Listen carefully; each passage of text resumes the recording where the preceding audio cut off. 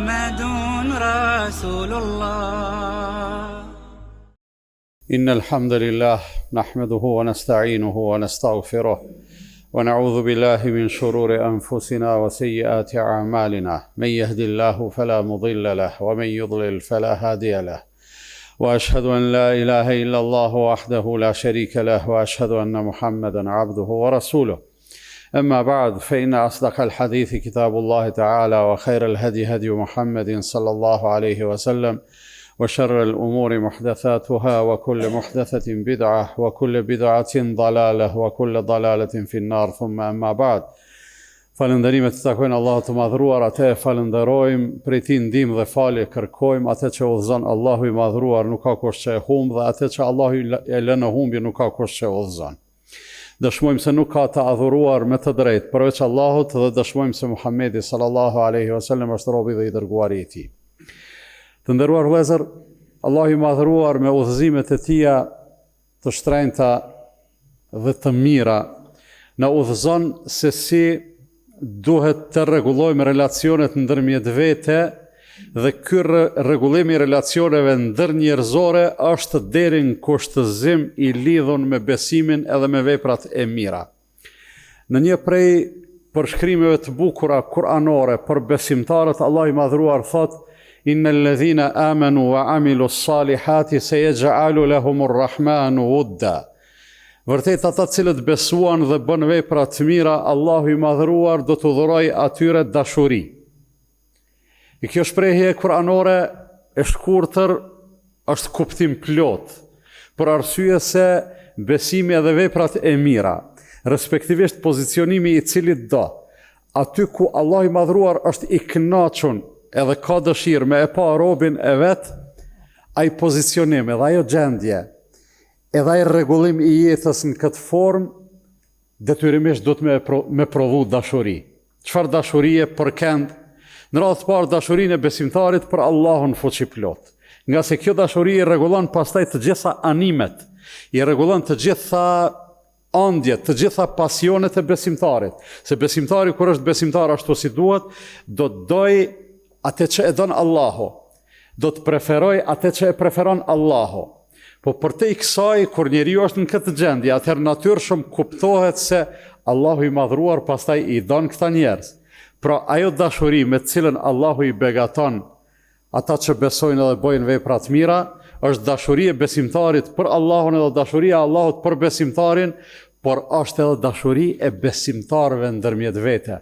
Për arsye se ajo dashuri dhe ajo dashamirësi, kur të arrin besimtari atë gjendje, do të bëhet e shumë anshme, do të bëhet shumë dimensionale, edhe prej kësaj do të rrjedhin vetëm gjanat e mira. Besimtari nuk ka mundësi me kon i mirë, nuk mundet me u imagjinu, me kon i mirë për vete, ose i mirë me Allahun, kushtimisht, e me kon i damshëm për rrethin, me kon i dashur për Allahun, e me kon i urrejthun për të tjerat. Pejgamberi sallallahu alaihi wasallam në një deklarat e ka përshkru kështu njeriun e keq. Ka thonë, nuk ka njeri ma të keq se ai të cilit i ruhen dhe i druhen njerëzit, i shmangen njerëzit nga frika e të keqës së tij. S'ka njeri ma të keq se ai të cilin njerëzit pritojnë me e taku, pritojnë me pas punë me te, pritojnë me ndru dy llafe me te. Për çfarë arsye? Për arsye se secili njeri rrezaton, secili njeri reflekton diçka, secili njeri ose ka me rrezatu pozitivitet, ose ka me rrezatu negativitet. Pra ka njerëz të cilët veç me i pa, ta kujtojnë Allahun, të kujtojnë gjëra të mira, hiç pa ndru ndonjë llaf me te. Ka njerëz të cilët kur flet me ta, kush e di çfarë brenga edhe halle me pas, ty duket vetja i lehtësuar. Pse? Për arsye se ai flet vetëm fjalë të mira. Edhe ka njerëz të tjerë të cilët veç me e pa në rrugë, ty duket se të mrapshtohet dita. Mos të flasim më me i ndru dy llafe me te, e mos të flasim më me pas punë me te. Andaj krejt këto, kur i kemi parasysh, ne thjesht nuk do të ta lypim njeriun e mirë të tjetri. Ne duhet ta lypim mas pari njeriu e mirë te vetja jon. Kur themi do të me koni mirë për shokun, për mikun, për vllaun, për familjarin, ti duhet të bosh i mirë i pari. Mos e lyp njeriu e mirë te vllau, te kojshia, te kushdo qoftë. Jo, lyp njeriu e mirë te vetvetja. Edhe nëse flasim për të kundërtën, në radhë të parë ti elimino mundësinë që ti me kon ai njeriu i keq, të cilit i druhen njerëzit edhe pritojnë me pas punë me te. Na është transmetu në mënyrë autentike një bisedë e bukur, e këndshme, të cilën e ka bë Ebu Dherri, Allahu qoftë i kënaqur me te, njëri prej sahabeve të pejgamberit, njëri prej shokëve të pejgamberit alayhi salatu wasalam, me pejgamberin e Zotit. Ebu Dherri ka qenë njeri i thjesht, ka qenë njeri me gjithë vlerat e mëdha që i ka pas, po ka qenë shumë asket, i tërhequr. Ebu Dherri nuk është shqu asnjëherë, as si njeri i pasun, as si njeri me pozit, udhëheqës, e kështu me radhë. Një model, një shembull i njeriu të thjesht. Mirë po, si kur të gjithë sahabet, edhe Ebu Dherri i ka pas brengat e mdhaja dhe brengat interesante. Edhe e kam thonë disa herë, po e përsëriti prapë për shkak të rëndësisë. Sahabet kur i kanë bë pyetje pejgamberit sallallahu alaihi wasallam, ato pyetje janë shumë interesante. Pra pyetjet tregojnë për brengat e tyne, ndërsa përgjigjet tregojnë për madhështinë e Islamit, se kanë ardhur prej njeriu të madhditur, prej njeriu cilin e ka mësuar drejt për drejt Allahu fuqiplot. Edhe e pyet Ebu Dherri, ja parashtron disa pyetje pejgamberit sallallahu alaihi wasallam. I thot cila është vepra më e mirë, e merr përgjigje. Pastaj i thot cila është në kohën kur po zhvillohet kjo bisedë, ka qenë sistemi i sklavopronarisë. Pra njeriu e ka pasur pronësi njeriu. E ka pyet pejgamberi alayhis salam, e ka pyet Ebu Dherri pejgamberin alayhis salam për një gjatë cilën Islami e ka potencuar në atë kohë, lirimin e skleverëve. Edhe prej veprave më të mira, madje ka edhe shpagime në Islam që ka qenë me shku me e ble një sklav, se janë shit skleverit, me e ble edhe me e liru. Edhe sigurisht kjo ka pas kostot madhe ekonomike, po megjithatë vepër e miru ka. I thot Ebu Dherri, e pe skleverëve, cilë është më i miri me e liru, e merë edhe aty përgjigjen. Thot ai sklav i cili në vetvete është njeri i mirë, edhe për familjen e tij është i dashur. Edhe vazhdon Ebu Dherri me pyetje tash të shku te poshtë. E kjo, i thot pejgamberi sallallahu alajhi wasallam në një moment të caktuar, thot shef o Ebu Dherr, prej veprave më të mira është me i ndihmu një njerit i cili po don me bë diçka, edhe po din çysh bëhet ajo, po i vyn pak fuqi, po i vyn me ia dhon një dorë. E sheh në rrugë, mundesh hiç mos me e njoft, ose mundesh me e njoft, po hiç kurrë si ki barç, as të ka angazhu me pagë me i ndihmu, po megjithatë është vlerë me u ndalë edhe me i ndihmu. Për shembull, në përditshmërinë tonë, me ndihmu me shtykeren, ose me ndihmu me ngarku, ose me shkarku diçka. Gjona për cilat edhe na vetë gjithmonë kemi nevojë, po edhe dikujt me ofron ndihmën, është vlerë, është gjë e mirë. Thot i ndihmon dikujt që po din me e bë punën, po s'po ja del vetëm, ose me i ndihmu dikujt i cili po mundohet, po s'ashtu ditë çysh bëhet një punë. E i thu prit se unë të mësoj çysh bëhet, se di.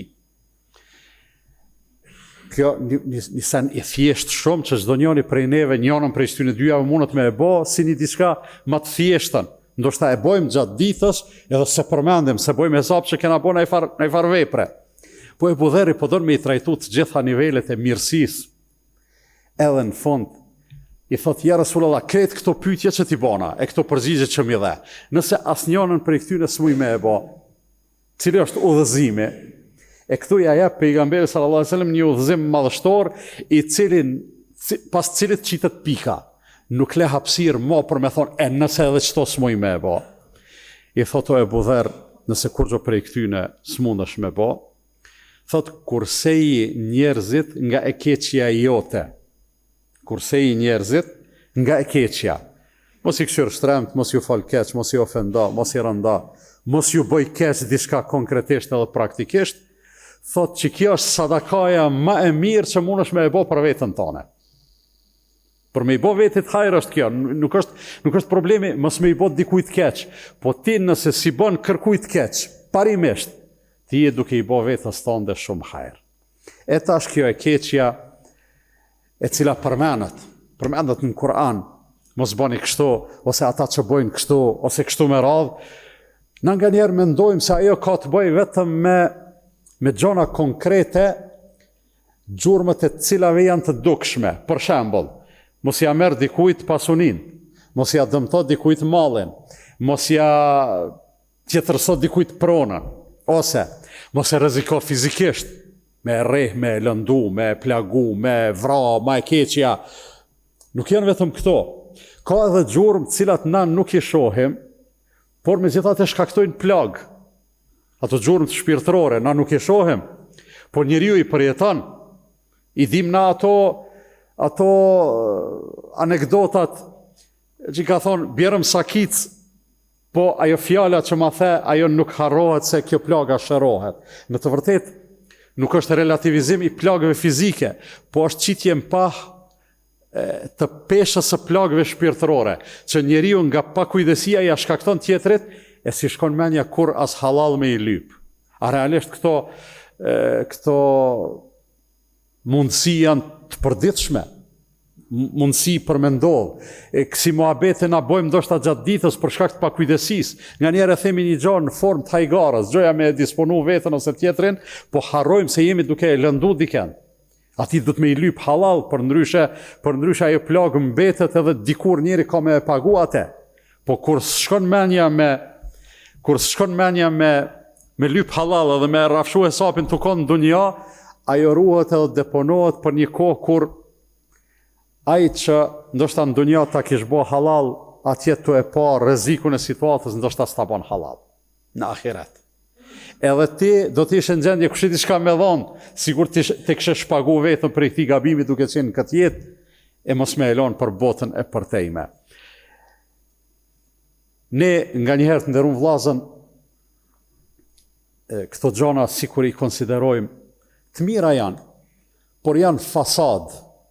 Qështu është një far bindje e pashprehon, nashta se themi, mirë po pe sjelljes edhe për gjendjes tonë, kuptohet se qyre unë me rëndësi po vinë xhami, po i fali 5 vaktet, kur vjen Ramazani agjeroj, zeqatin e jap, jëm kone edhe në haxh, amo kënej gjuhën nuk e runë, çka flet me familjar në radhë parë, pastaj me farefis, pastaj me kojshi, e pastaj me njerëz në rrugë, edhe sikur del në pah ajo ma e keqja, që e kemi dëgjuar të kaluamën, që thonë, unë edhe nëse im shku në qabe, unë a i maqmi jam. Jo, njeriu që shkon në qabe nuk do të me konë i maqmi. Njeriu kur vjen në gjuma edhe del prej gjumaj nuk do të me konë i maqmi. Për çka vim në xhamina? Vim për me u përmirësu diçka, për me e kap një mesazh si duhet, për me e përjetu një gjendje të mirë, pozitive, shpirtërore, për me arrit një lidhje me Allahun fuqiplote, cila ka me na ngrit derexhen, edhe ne, nëse kemi dalë pe shtëpie me arë në xhuma dhe jemi kthy në shtëpi, familjarët tonë, ishtë dashtë me vrejt një farë dalimin neve, një farë përmirësimi, një farë të paktën një lloj pozitiviteti që e ka përjetu shpirti, e mundet me e reflektu edhe fytyra, edhe gjuha, edhe gjymtyrët tona. E ka po pejgamberi sallallahu alajhi wasallam një thirrje interesante për me dëshmu pikrisht se çto punë për cilat po flas janë shumë ngushtë të lidhuna me besimin, me imanin. Na menojmë që imani është diçka shumë e lartë, edhe është e lartë, edhe shumë e vlefshme, por nuk ka detyrimisht lidhje me këto sjelljet tona, me këto fjalët tona, me këto hajgaret tona që i bojmë kështu me radhë. E pejgamberi alayhi salatu wasalam, sipas asaj që transmeton Abdullahu i biri Omerit. Allahu qoftë i kënaqur me të dytë. Abdullahu, djali i Hazreti Omerit, djali i ri, sahabi i mirë, këtë sahabët të mirë, po ky shumë i vëmendshëm me i përcjell fjalët e pejgamberit alayhi salatu wasalam, edhe në një rrafim po thot Abdullahu e kam dëgju pejgamberin alayhi salatu wasalam duke thonë: Ja ma'shara man amana bi lisanihi wa lamma yadkhul al-iman fi qalbihi. Po e bën një thirrje pejgamberit sallallahu alaihi wasallam, një thirrje goxha të rrezikshme. Nuk ka qenë kjo gjuha standarde e pejgamberit alayhi salatu wasalam, çka po du me përkthy. Nuk ka qenë gjuha standarde, po nga njerë është paraqit nevoja me folë edhe kësi fjalë të rrezikshme. Ka thonë, o ju, të cilët e keni dëshmu besimin me gjuhët tuaja, mirë po besimi akoma s'ka depërtu në zemrat tuaja. Mos i shani muslimanat, Mos i ofendoni muslimanët. Kjo është porosia e parë. E dyta, mos hulumtoni në tmetat e tyne. Tmeta ka gjithkosh. Mos hulumton tmetat e tjetrit, mos spiona. Nëse Allahu ja ka mblu, mos e hek mbulesën e Allahut, mos i qit më pa tmetat e tjetrit, pa nevojë. Nga se thot ai i cili hulumton tmetat e tjetrit, ka me shkaktu një diçka. Allahu ka me hulumtu në tmetat e këtij, jo me hulumtu, po thjesht me e hjek mbulesën, e ati që Allahu ja zbulon tmetat, Allahu e poshtnon qoftë edhe në mesin e shtëpisë së tij, qoftë edhe ka ardhur në hadith në shalën e devës së tij ose të kalit të tij. Do thonë aty ku ati hisja mërmenja, i do këtë se është duke jetu në një ambient, atmosferë shumë private, shumë intime, që aty e poshtnon Allahu. Për çfarë arsye? Për shkak se ky vetë ka ngacmu atë reciprocitet, që kur është në pyetje Allahu fuqiplot për neve mundet me u bë shumë i rrezikshëm, për gjonat e këqija gjithsesi, ose mundet me kon shumë dobiprurës për gjonat e mira. Dhe Abdullahu i biri Omerit, kur e ka transmetu këtë thënie të pejgamberit sallallahu alaihi wasallam, kanë qenë me njerëz në oborrin e Çabës. Edhe është kthy ka Çabja, edhe e ka dhënë tash edhe vet një koment të vetin. Ka thonë: "Oj Çabe, sa e madhe je, sa madhështore je, edhe sa e madhe është shejtnia jote." Pasha Allahun e madh, thot shejtnia e nderit të muslimanit është më e madhe se shejtnia jote. Edhe nëse ka diçka që do të me u thonë shkurt në këtë temë, është që sikur jeta, ashtu edhe nderi, ashtu edhe disponimi nëse ka nevojë, ashtu edhe pasunia e tjetrit, janë të shejta me një shejtni të paluhatshme, e cila e te i kalon shejtnin e Çabës. Çabën e kanë rënu disa herë për me e marru më të mirë. Një xhami mundet me u rënu edhe me u meremetu, sikur meremetet që i bojmë çdo ditë. Mirë, po nderi i përdhosun i dikujt, digniteti i shkelun i dikujt, vështirë meremetohet. Nuk kemi siguri, nuk kemi garanci, e kemi lëndu dikand, e kemi ofendu dikand, edhe me shku me i thonë: "O vlla, bo ma halal." Çka na garanton që na e boni halal? Çka nëse thot s'ta boj halal? Ti je në gjendje kush e di çka me u shkrit tash, me thonë çka dush po t'jap, po me mbet që ky hesab për botën tjetër, vaj halli për atë që ka shkaktu lëndim, ose i ka shkaktu tjetrit, do më thonë, ndjenjen e përdhosjes së dignitetit e kështu me radhë. Andaj, po e përmbylli, vetëm edhe me një shembull të thjeshtë që pejgamberi sallallahu alaihi wasallam na e ka thonë, një udhëzim etik. Ka thonë: nëse jeni 3 persona në një vend, në asnjë mënyrë 2 të mos përshpërisin ndërmjet vete, pavarësisht pse tema që ata po flasin, këtij tjetrit mundet hiç mos me interesu. Hiç s'ka lidhje me këtë tretin. Mirë, po thjesht përshpëritja e ky s'po e din çka po flitet, mundet me u bë muni keq. Pra s'kemi të bëjmë diçka detyrimisht me diçka konkrete, të keqe, dëmshme, mirë, po thjesht veç mos me e bë njerin me u ndi keq, mos po shpërit, le atë temë kur s'është ai treti trajto me atë shokun ton, edhe kësaj të gjithë do të ndihen mirë. Allahu i madhruar na udhëzoft ka ajo që është më e mira. Allahu na e mundsoft nderuar vllazën. Po e përfundoj me lutje që lidhet me ajetin që e citova në fillim. Allahu na e mundsoft që imani me lëshuroj në zemrat tona atë sa me prodhu dashni për Allahun, dashni për tjetrin, edhe kurse si mos me prodhu as urrejtje, as dasha keqësi. E them këtë që dëgjua dhe kërkoj falje prej Allahut për vete edhe për ju, andaj dhe ju kërkoni falje se Allah është falës dhe mëshirues.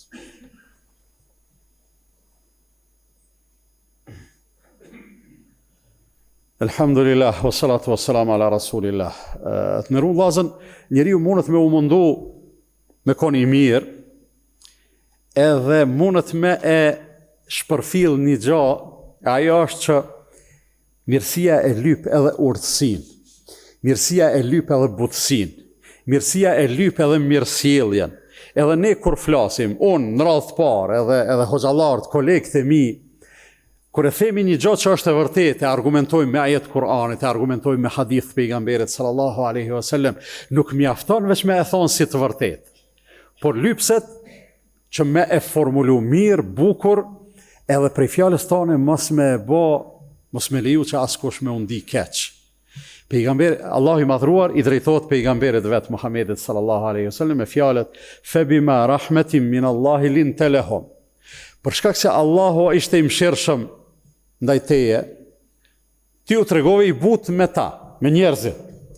Sikur të ishte e kundërta, o leu kunte faddan ghalidha al-qalbi lam faddu min hawlik, sikur të ishe i vrazhët edhe i ashpër me ta, ata do të iknin prej teje.